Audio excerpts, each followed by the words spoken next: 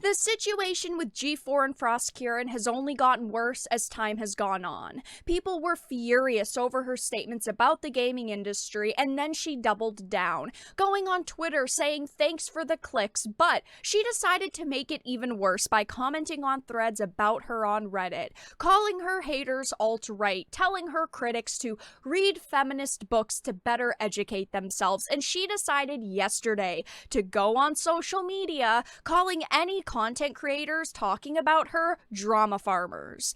I have a bunch of things to show off, but before we get into the topic at hand, if you enjoy the content that I create, please make sure to subscribe to the channel and hit the notification bell. Follow me on social media like Twitter or mine so that you can see when my content is posted. And of course, if you do really enjoy the videos and the live streams that I create, please consider becoming a Dark Titan via Patreon for just $1 a month or supporting the channel via YouTube memberships. All of the links are in the description, and of course, I do really appreciate all of the support. So there are a lot of new tweets to show off, but I wanted to recap on the newest situation with Froskurinn. I talked about this in a video a couple of days ago, but it says G4 host Indiana Black responds to sexism in gaming rant backlash, telling critics to read some feminist lit to better educate yourself. This is the worst thing you can do, is go on social media, attack people, call them ists, and then you tell them, oh, you need to educate yourselves better. That's not a very good way to have a discussion with people. It says, speaking publicly for the first time since the airing of her now infamous sexism in gaming rant, G4 personality and X-Play host Indiana Black has doubled down on her view of male video game players, even going as far as to accuse one particular critic of being sexist and recommending he read on some feminist lit to better educate yourself. Of course, it brings up the initial situation where she accused her critics of being sexist towards her simply because she was not as bangable as the network's previous hosts, but she decided to go on Reddit and find threads about her and comment on them and respond back and forth to people who don't like her opinion on gamers.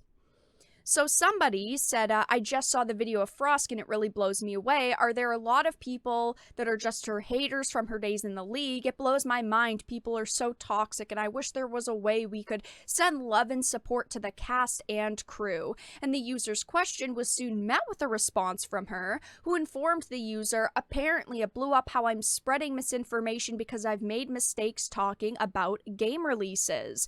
Sorry for not always getting it right. I work a lot of shows, and game news isn't my strength or passion. Playing games and reviewing them is. She talks about her time in the LEC, the experiences that she had. However, despite her attempt to silence her critics by preemptively painting them as blatant sexists, someone commented, "You were out of line. You wagged your finger at the community and you demonstrated incredible unprofessionalism and a lack of judgment that is not only immature but lacks any true self-awareness. You obviously can't handle criticism and you have a huge self-esteem issue. Your rant mentioning previous hosts and making the bangability and jack-off comments were crude, inappropriate, and just vile."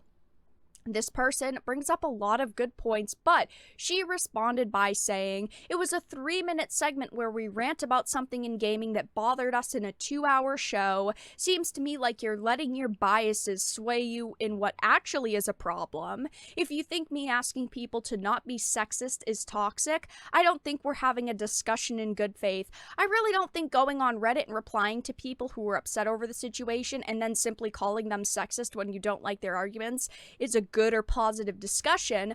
But she has decided to go on social media days after that happened and start the conversation back up again. This conversation keeps dying down. She makes a statement, something happens, a couple days later, things are getting quiet, and then something else happens. You have her making statements. You have other G4 hosts making statements. She decided to put out this tweet yesterday saying to all these drama farming YouTubers, you can always reach out to my agent if you'd like to schedule a discussion. And somebody had instantly commented on her post saying they won't, and she had responded, of course not, but the avenue is there and I'll gladly do it pro bono. Now, this definitely hasn't worked out in her favor because there are tons of different content creators commenting on this saying, all right, how do I reach out? How do I have this discussion with you? And I've said this in my live streams and other videos on the topic. I would be more than welcome to have a discussion with her.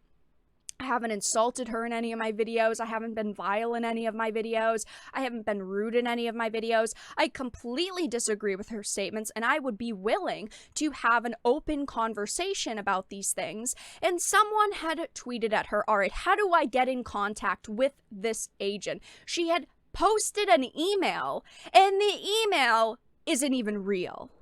It's one thing to go on social media and say some of my critics are being rude and vile to me, and it's another thing to call out a whole group of people. She's saying there's YouTubers drama farming this. A lot of the people covering this aren't drama farming it. They are just talking about updates. Like me, I am making a video on this update because the conversation basically died out, and then she started it back up again by going on social media, insulting people who are simply talking about this topic. Unlike G4, I actually listen to my audience and I want to make videos that they want to hear about. If they want to hear about updates to this situation and your stance on the gaming industry, I'm going to cover it, like most people.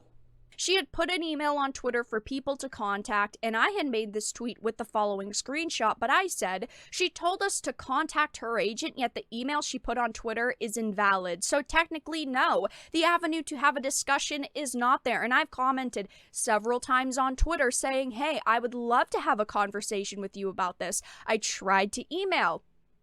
Unfortunately, the email isn't real / it doesn't work, but my tweet towards her and on her initial post said, as I've said in my videos about the topic, I'd be willing to have a live or pre-recorded discussion with you about your stance on sexism in the industry and even other topics you think are an issue / need to be discussed. It has almost 200 likes, yet I have heard absolutely nothing from her. I've tweeted at her multiple times. I've tried to get her attention on social media. The email that she had put didn't work.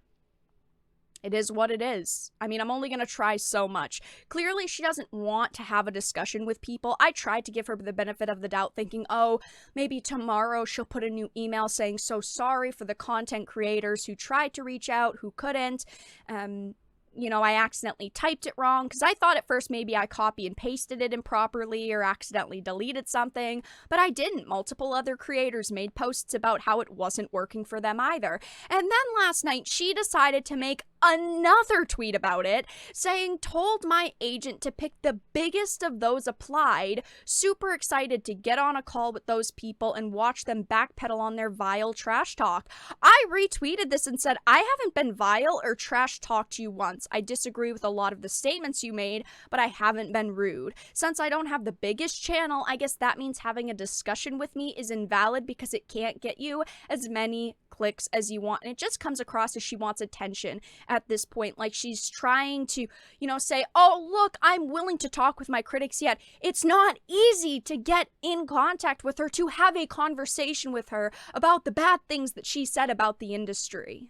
It's like she didn't expect content creators to want to have a discussion with her. And I can't speak for other creators. Maybe there are a lot out there who don't want to have that discussion with her. But I know I personally would enjoy that. I would like to sit down and have a one-on-one discussion in front of our audiences to talk about issues in the industry, to talk about our stances on the industry. I tried to reach out via email. I sent a bunch of tweets her way. I guess only time will tell, but that's all that I really had to discuss in this video. Let everyone know your thoughts in the comment section down below. If you enjoyed this video, please make sure to give it a like, share it, and subscribe to the channel. And of course, if you didn't, make sure to give it a dislike. I appreciate your support either way, but I will talk to you all again in the next video really soon.